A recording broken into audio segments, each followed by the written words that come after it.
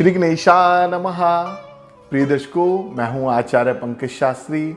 आप सभी भाइयों का, बंधुओं का मैं आपके पसंदीदा कार्यक्रम में हार्दिक स्वागत करता हूं, हार्दिक अभिनंदन करता हूं। जितने बड़े बुजुर्ग इस कार्यक्रम को देख रहे हैं, मैं उनको प्रणाम करता हूं। आप मेरे प्रणाम को स्वीकार करें और अपना आशीर्वाद, मंगलमय आशीर्वाद ऐसे ही मुझे देते रहें।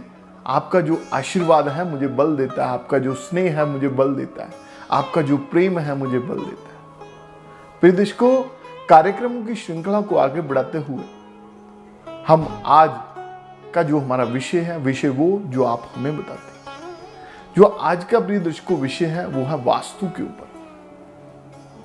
हर व्यक्ति की इच्छा होती है कि उसका कारोबार, उसका भवन, उसका घर जहां पर वो रहता है, उससे उसको जो ऊर्जा है, उससे उसको जो शुभ तरंगे हैं, उसके जीवन में हमेशा उसका जीवन उज्जवल बना रहे, उसके घर में सुख समृद्धि रहे, सुख शांति रहे, भगवती लक्ष्मी का परांबा की कृपा रहे, कुबेर भगवान सदैव धन की वर्षा करते रहे, उसका व्यापार अच्छा चले, उसकी नौकरी अच्छी चले, उसके बच्चे अच्छी स्टडी करें, यश मान कीर्ति उसको मिले।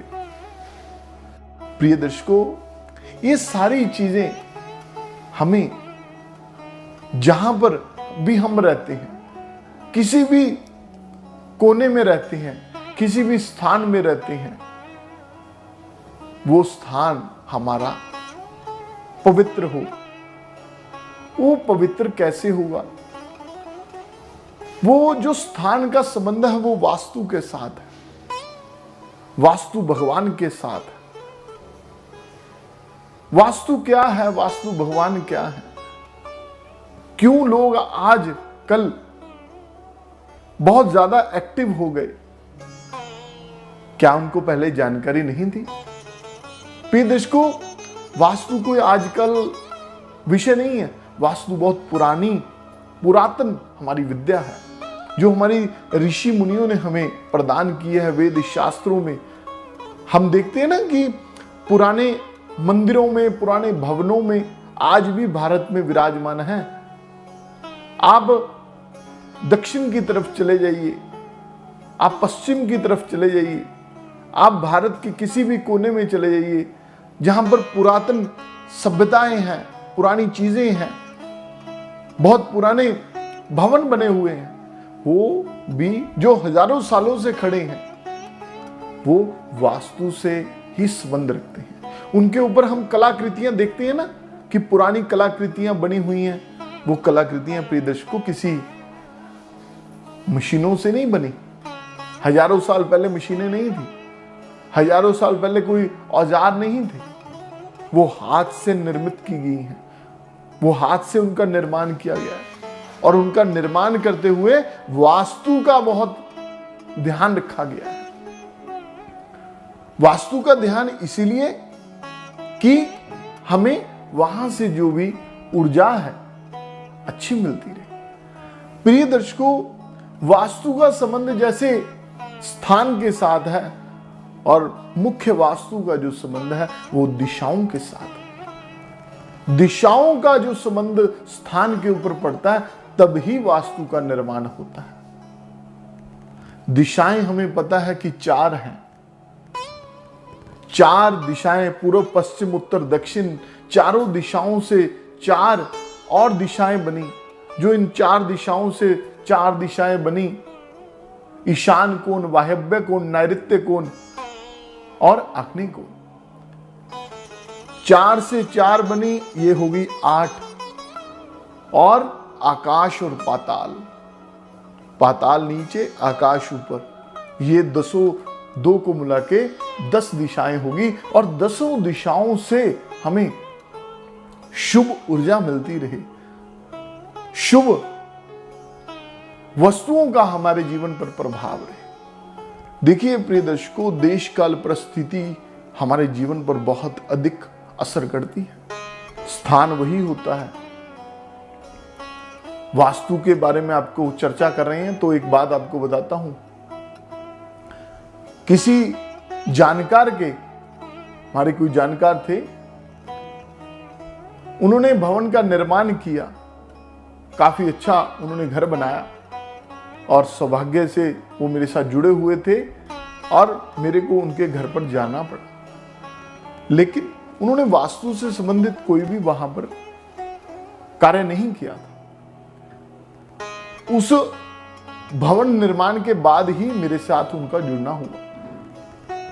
1-1.5 साल के बाद उनके साथ जब मेरा परिचय हुआ, मेरे से मिलना हुआ, तो उन्होंने मेरे से प्रश्न किया, कहती शास्त्री जी आपको घर पर हमने लेकर के चलना है। तो मैंने उनको पूछा कि क्या आपको परेशानी है, क्या दिक्कत क्या है। तो उन्होंने मेरे से बात की कि हमारे घर पर हमारा संयुक्त परिवार रहता है, हम सारे बहुत अच्छे से रहते हैं, हमारा परिवार अच्छा चल रहा है, व्यापार अच्छा चल रहा है, परंतु हमारे घर का एक एरिया है, एक रूम है, जब हमारे कोई भी परिवार का सदस्य उस रूम में जाता है तो पता नहीं क्या होता है कि वो अस्वस्थ हो जाता है, उसका मन घबराता है उस कमरे में जाने से। हमने तो बहुत पैसे लगा करके घर बनाया, उस कमरे को भी, उस रूम को भी बहुत सुंदर बनाया, परंतु कोई भी बच्चा, कोई भी मेरा परिवार का सदस्य उस कमरे में जाता है तो हमें एक जो भाव है वो अच्छे नहीं मिलते, हमारा कुछ ना कुछ गड़बड़ हो जाता है। तो मेरा उनके घर पर जाना हुआ प्रिय दर्शकों।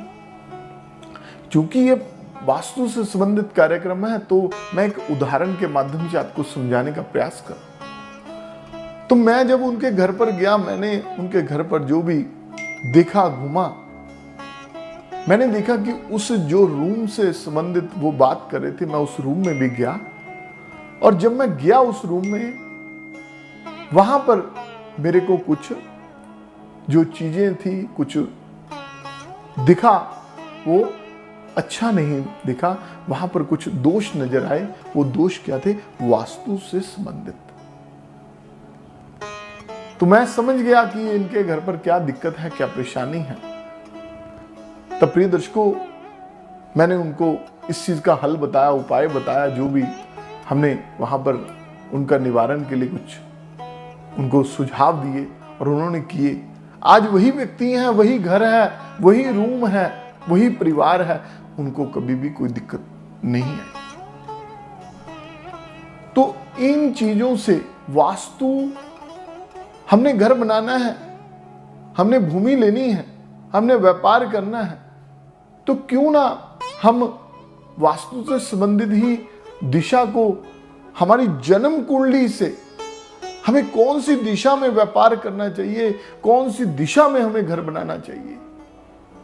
प्रिय दर्शकों, पहले के लोग तो दिशा देखकर यात्रा करते थे कि आज कौन सा दिन चल रहा है और आज हमने कौन सी दिशा की ओर यात्रा करनी है, क्या हमारे लिए शुभ रहेगी और क्या करें दुर्भाग्यवश हम उस चीजों को, हमारे बुजुर्गों की, हमारे पूर्वजों की, हमारे जो विद्याओं को हम छोड़ते ऐसे चले गए और हमारे जीवन को हमने दुखमयी बना दिया। आपको मैंने 10 दिशाओं के बारे में बताया, कौन सी दिशा में, अब आगे बताएंगे कि कौन सी दिशा आपके लिए कैसे शुभ फल प्रदान करती है आपको, और कौन सी दिशा में कौन सा काम करना चाहिए, कौन सी दिशा में करने से आपके घर में समृद्धि आएगी। आपकी जन्म कुंडली में आपके लिए कौन सी दिशा में भवन निर्माण करना चाहिए।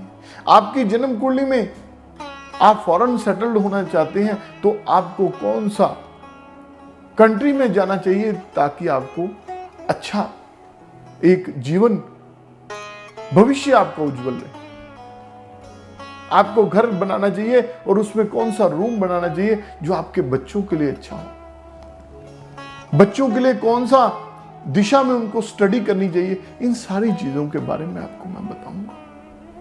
आज तो केवल आपको वास्तु से संबंधित आपको मैंने कुछ चीजों की जानकारी दी ताकि आप कुछ समझ सकें, इसके प्रभाव से, इसकी जो प्रभाव है वो आपको अच्छी तरह से समझ में आए।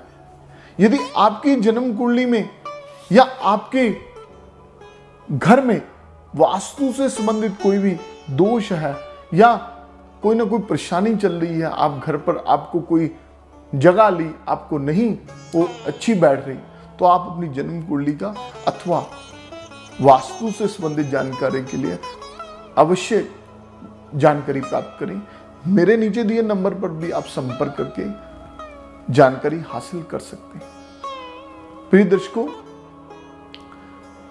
इन छोटी छोटी चीजों से हमारा जीवन का निर्माण होता है, हमारे जीवन में ये बहुत महत्वपूर्ण योगदान रखती है। दिशाएं तो सभी ईश्वर ने बनाई हैं, हमने तो बनाई नहीं, लेकिन इनका महत्व हर व्यक्ति के जीवन पर क्यों अलग अलग पड़ता है, उसका कारण है ना। हमें तो प्रश्न लोग कर देते हैं कि शास्त्री जी दिशाएं तो सब ईश्वर ने बनाई हैं, हम नहीं समझते कि वास्तु का ये है। तो वास्तु का क्यों नहीं है भाई? क्यों हर दिशा हर किसी के लिए सूटेबल नहीं रहती, हर स्थान हर किसी को फिट नहीं बैठता? वो वास्तु से उसके जीवन पर आधार है। तो ज्यादा ना समय लेता हुआ प्रिय दर्शकों, आपको जो जानकारी दी, आशा करता हूं कि वो जानकारी आपके लिए बहुत अच्छी और सिद्ध साबित होगी। आप अपनी जन्म कुंडली का अथवा वास्तु से संबंधित परेशानियों के निवारण के लिए आप मेरे नीचे दिए नंबर पर संपर्क करके मुझसे मिल सकते हैं, जुड़ सकते हैं और अपना और अपने परिवार का ध्यान रखें। प्रिय दर्शकों, समय का अभाव होने के कारण आपके समक्ष मैं पुनः प्रस्तुत हूँगा एक नई जानकारी के साथ, एक नए विषय के साथ। आप अपना और परिवार का सदस्यों का ध्यान रखें। नमस्कार।